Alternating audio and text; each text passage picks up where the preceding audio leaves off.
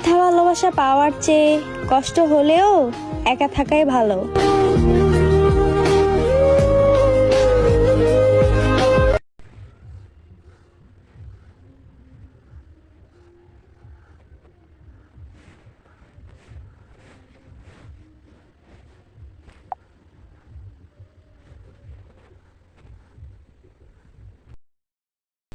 Hello everyone, welcome back to my channel BD Freelancer Korban.